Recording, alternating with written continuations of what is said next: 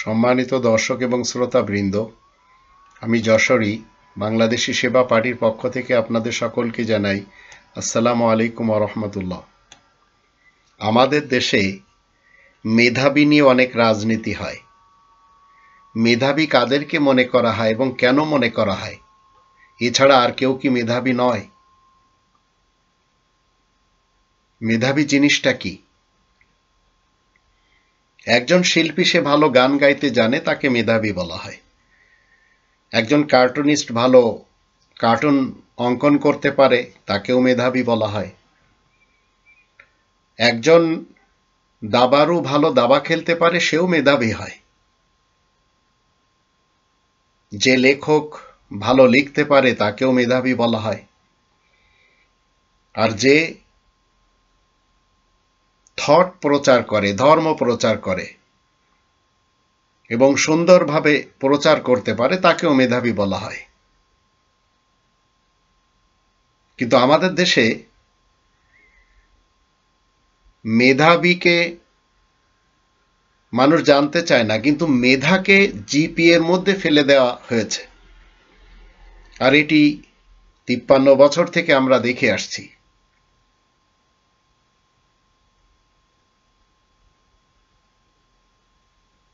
একজন মানুষ সে কিছুই পারে না, কিন্তু চেষ্টা করলে সে পারে, বা সময় দিলেও সে পারে। তাহলে সে কেন মেধাবী হবে না?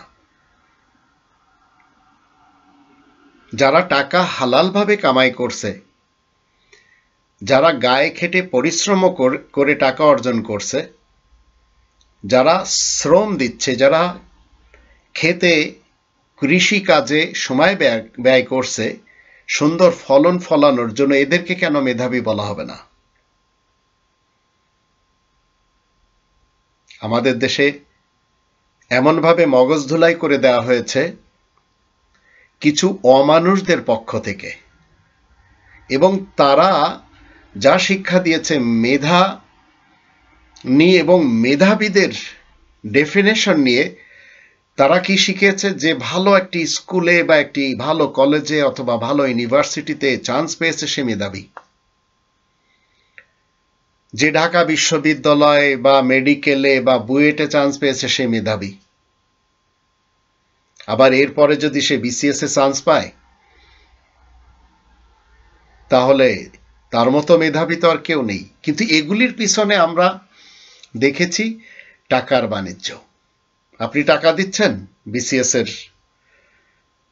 প্রশ্নপত্র পেয়ে যাচ্ছেন। আপনি টাকা দিচ্ছেন, আপনি জিপিএ 5 পেয়ে যাচ্ছেন। এগুলি আমাদের দেশের মানুষ দেখতে দেখতে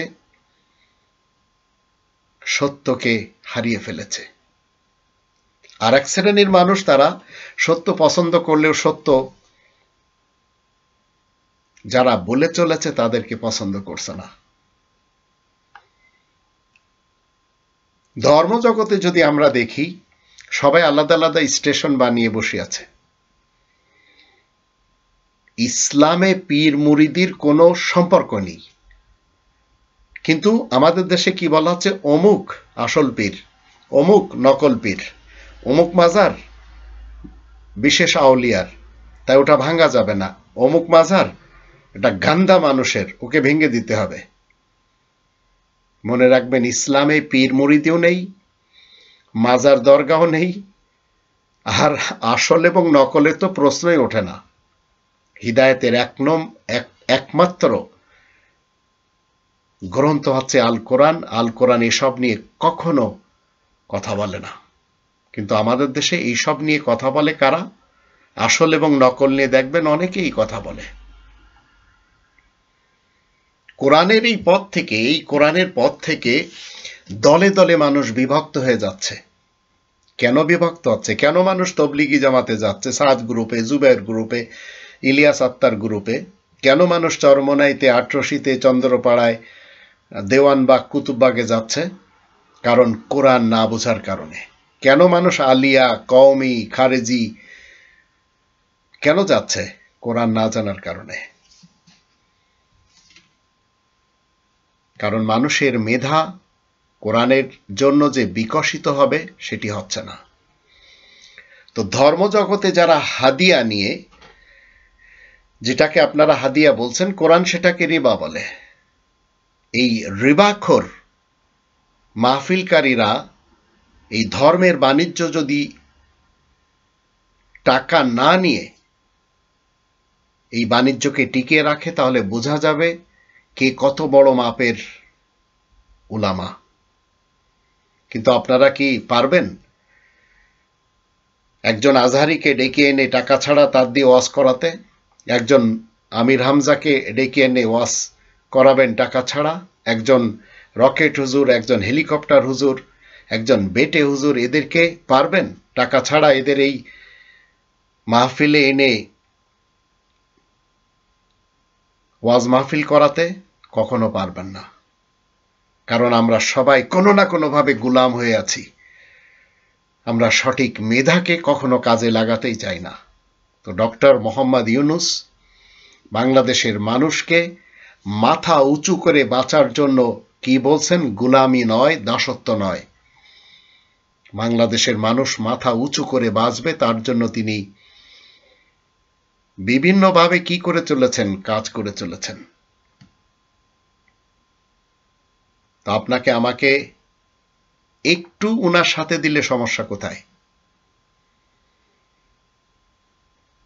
আজকে যদি আমরা নতুন বাংলাদেশ পেয়ে খুশি না পাই, ডক্টর মোহাম্মদ ইউনূস আমেরিকাতে যেভাবে আমাদের ছাত্রদেরকে, আমাদের দেশের মানুষদেরকে, আমাদের শহীদদেরকে, আমাদের 18 কোটি মানুষের মুখ উজ্জ্বল করেছেন, তাতে আমরা কি গর্বিত নই? আসুন আমরা সত্য বলার চেষ্টা করি। কিন্তু আমাদের দেশে যারা মূর্খের সবচেয়ে বড় সমস্যা হলো সব জায়গায় সে নিজেকে যোগ্য মনে করে, আর অন্যদেরকে সে নিজের মতো মূর্খই মনে করে। তা আমাদের দেশে একটু দাম দেওয়া হচ্ছে না যারা শিক্ষিত তাদেরকে। আমি 55 বছরের ইতিহাসে আমার জীবন থেকে আমি যা শিখেছি, কোনো বই পড়ে এবং আমাকে কেউ আমার নিজের ব্যক্তিত্বের মাধ্যম দিয়ে যা শিখেছি কেউ শিক্ষা দিতে পারেনি। আমি যখন আমার ভাই বোনদেরকে টাকা দিই তখন তারা সবাই আমার কথা শোনে, আর যখন আমি রিটার্ন চাই তখন তারা 9 জন একত্রে হয়ে আমার বিরুদ্ধে যুদ্ধের ঘোষণা দিয়েছে। আমাকে এলাকায় যেতে দেবে না, গেলে আমাকে মেরে ফেলে দেবে। কারণ আমি তাদের মতো হাদিস মানি না, আমি তাদের মতো পীর বুজুর্গ মানি না, আমি তাদের মতো কোরআন বিরোধী যত স্টেটমেন্ট আছে আমি মানি না। তারা ধর্ম মানে, আমি দ্বীন ইসলাম মানি। তাদের জীবিকা নির্বাহ ধর্মের মাধ্যম দিয়ে। তো ধর্ম যাদের জীবিকা, তারাই ধর্ম নিয়ে বাড়াবাড়ি করে এবং তারাই নিজেদেরকে ধর্মের ঠিকাদার মনে করে, যার জন্য আমার এলাকার লোকদের আমার বিরুদ্ধে খেপিয়ে রেখেছে। আমি তো তাদেরকে বিশ্বাস করেছিলাম যে আমার এই ভাই বোন এরা কখনো কোরআন ছাড়বে না। এখন দেখি মসজিদুল হারামের শত্রু তারা, কাবার শত্রু তারা, মসজিদুল আকসার শত্রু তারা, কোরআনের শত্রু তারা। কোরআনের 5টি দাবি আমার এই 9 জন ভাই জানেই না, মানা তো দূরের কথা। এবং আমাদের দেশের 99% বাঙালি মুসলমানেরা জানে না। এদের মেধা আছে কিন্তু মেধার বিকশিত করবে না। কোরআনের 5টি দাবি কি?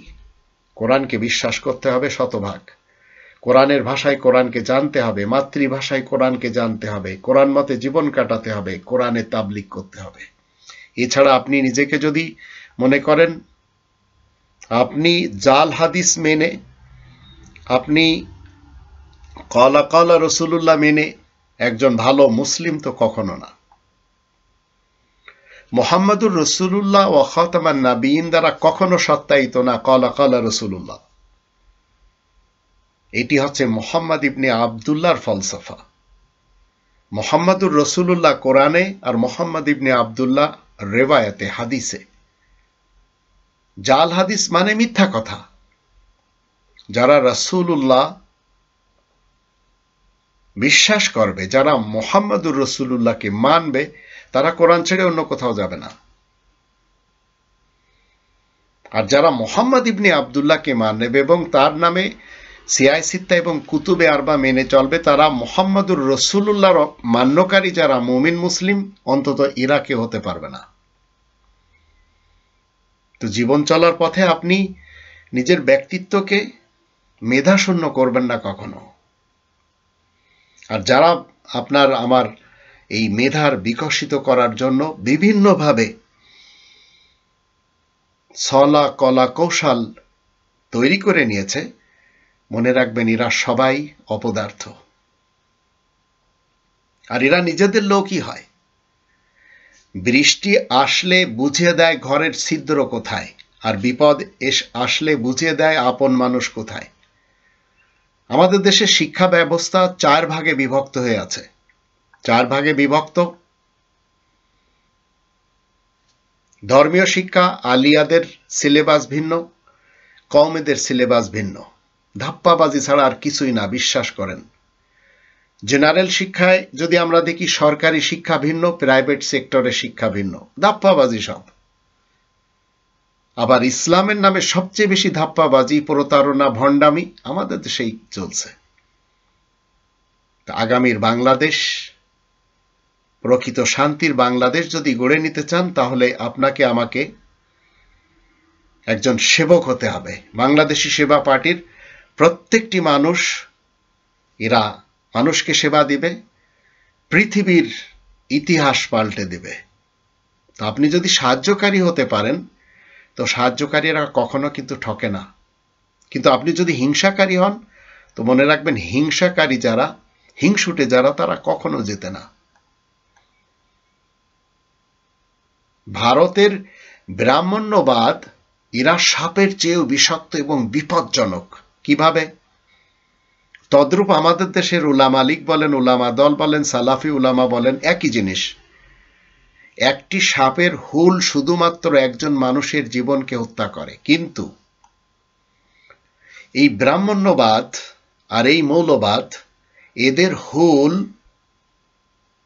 বর্তমান প্রজন্মের পাশাপাশি ভবিষ্যৎ প্রজন্মকে হত্যা করে এবং ধ্বংস করে। তো এদের পিছনে যেই আপনি আপনার ব্রেনকে কি করবেন, বিকশিত করবেন, তাহলে এই কনস্টিটিউশন কি জন্য আল্লাহ পাঠিয়েছেন? এর যে 5টি দাবি 900 কোটি মানুষের উপরে আজ 2024 সালে, যারা এই 5টি দাবি অনুযায়ী নিজেদেরকে ফিট করে নিতে পেরেছে, তারা কামিয়াব হয়ে গেছে। কিন্তু আমাদের দেশে দেখবেন আর এক শ্রেণীর আছে, এরা ধর্ম নিরপেক্ষবাদী, অথচ এরাই কিন্তু সবসময় ধর্মকে সমর্থন করে।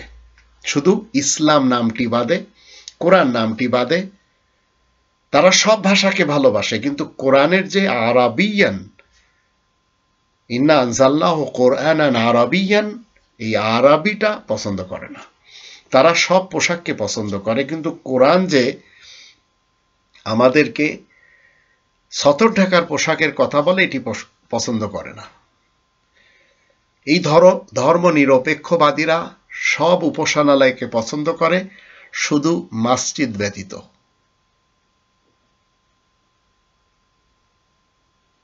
তো আপনার আমার জীবন চলার পথে সব সময় একটি জিনিস মনে রাখতে হবে, মুহাম্মাদুর রাসূলুল্লাহ ওয়া খাতামান নাবিয়্যিন হলেন কোরআন মতে রবের বিশেষ বার্তাবাহক, যিনি চলমান, আর মুহাম্মদ ইবনে আব্দুল্লাহ তার শত্রু আরব ইতিহাস থেকে। যখন এটি আমি বুঝতে পারবো, তখন কি হবে জানেন? অনেক বড় কিছু আপনি অ্যাচিভ করে নিতে পারবেন।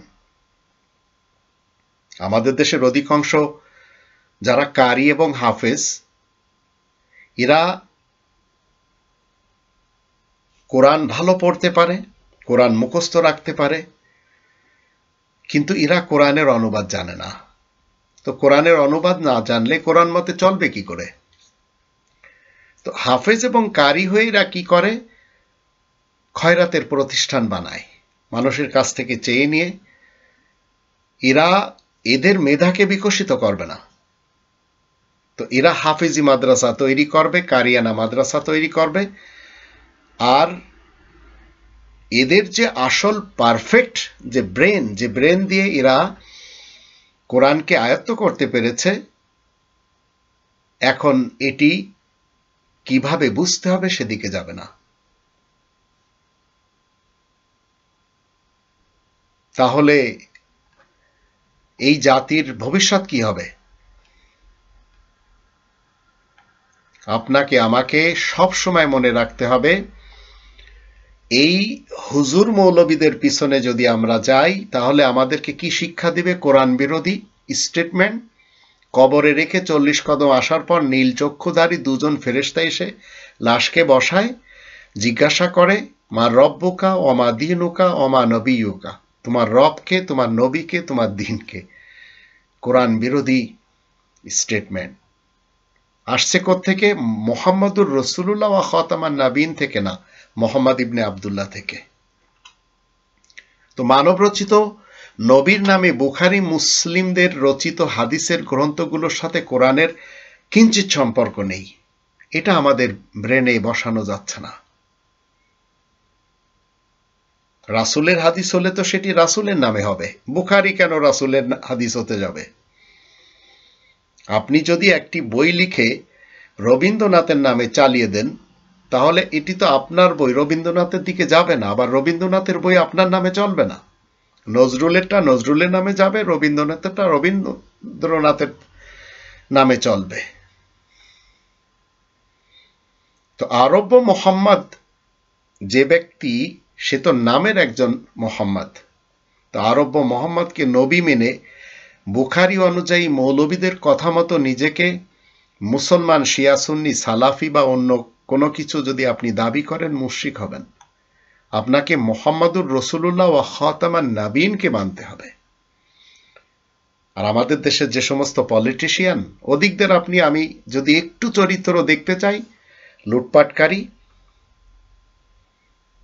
তাদের ব্যক্তিগত চরিত্র লম্পট মার্কা চরিত্র, খুনি, ডাকাত, চোর, হিংসুক, এই টাইপের সব উপাধিগুলি নিয়ে বসে আছে। এই ফাঁকে আমাদের ডক্টর মোহাম্মদ ইউনূস সাহেব কি বলেছেন? আমি অল্প দিনের জন্য এসেছি, পরিবর্তন করে দেব যা দীর্ঘদিনের জন্য। তো তার সাথে দিলে সমস্যা কোথায়? কিন্তু আপনি যদি ওই মৌলবীদের সাথে দেন যারা বলছে এক ওয়াক্ত নামাজ বাদ দিলে 2,88,00,000 বছর জাহান্নামে পুড়তে হবে এবং কিয়ামতের মাঠে তার বিশাল শাস্তি হবে, এক জায়গায় তাকে 50,000 বছর দাঁড়াতে হবে। এই ফালতু কথাগুলি মুহাম্মাদুর রাসূলুল্লাহ ওয়া খাতামান নাবিয়িন বলেছেন? কোনোদিন না। এটি মুহাম্মদ ইবনে আব্দুল্লাহ থেকে ধার করা, যে লোকটি আরব ইতিহাসের একজন মানুষ। তা আমি তো রব্বানি বিধান পড়ার পরে নিজেকে মুসলিম বলে গর্বিত হই, গর্ব করি। ইসলাম দিন হিসেবে আমার জন্য সর্বশ্রেষ্ঠ। তো রব্বানি সংবিধান কখনো ঝগড়া, বিবাদ, সংঘর্ষ এগুলি শিখায় না। আর যারা এগুলোর সাথে যুক্ত আছে তারা মনে রাখবেন কোরআনে নেই। সেটি মুফতি রুহুল আমিন হোক, যার মাধ্যম দিয়ে বায়তুল মুকাররমে ঝগড়া ফাসাদ হয়েছে, সেটি ফরিদউদ্দিন মাসুদ হোক, যে কিনা গণজাগরণ মঞ্চের একজন বিশেষ কর্মী, অথবা সাদ গ্রুপ এবং জুবায়ের গ্রুপের কেউ হোক, যারা 2018 সালে রক্তক্ষয়ী যুদ্ধ করেছে। এদের সাথে আপনাকে আমাকে যাওয়া ঠিক হবে না। এরা সবাই বাতিলের উপরে রয়েছে। 2 নম্বর সূরা আল বাকারার 42 নম্বর আয়াতে আল্লাহ বলেন, ওয়ালা তালবিসুল হাক্কা বিল বাতিল ওয়া তাকতুমুল হাক্কা ওয়া আনতুম তা'লামুন। তোমরা সত্যের সাথে মিথ্যার রং মিশিয়ে দিও না, সংমিশ্রণ করো না, এবং জেনে বুঝে তোমরা সত্যকে গোপন করে যাচ্ছ। আর আমাদের মৌলবী সমাজ ইসলামকে ধর্ম বানিয়ে নিয়েছে। ইসলাম আল্লাহ তাআলার পক্ষ থেকে সকল মানুষের জন্য একটি জীবন বিধান, শান্তির জীবন বিধান, দিন ইসলাম। তো ইসলামকে ধর্ম বলে মানব রচিত হাদিসকে ইস্টাবলিশ করার ক্ষেত্রে যারা কাজ করে যাচ্ছে, তারাই এই কাজ করে যাচ্ছে। বাংলাদেশি সেবা পার্টির কনস্টিটিউশনের সাথে সবচেয়ে বেশি শত্রুতা করবে কারা এবং কেন? কারা করবে?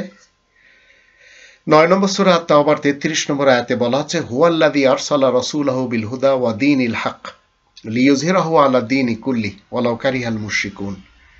আল্লাহ তো সেই সুমহান যে আল্লাহ নিজ বার্তাবাহক রাসূলকে সত্য সনাতন পথ নির্দেশ এবং সত্য সঠিক জীবন ব্যবস্থা নিয়ে পাঠিয়েছেন, যেন সব বানর ধর্মের উপরে এর প্রাধান্য বিস্তারে সক্ষম হয়, অংশীবাদী মুশরিকরা যদিও তাতে বিরক্তই হোক না কেন। তো আপনার আমার মেধাকে যারা বিকশিত করতে দেয় না, এরাই হচ্ছে এই ধর্মজীবী মোল্লা এবং দুর্নীতিবাজ পলিটিশিয়ান। এদের থেকে আপনাকে আমাকে সবসময় দূরে থাকতে হবে।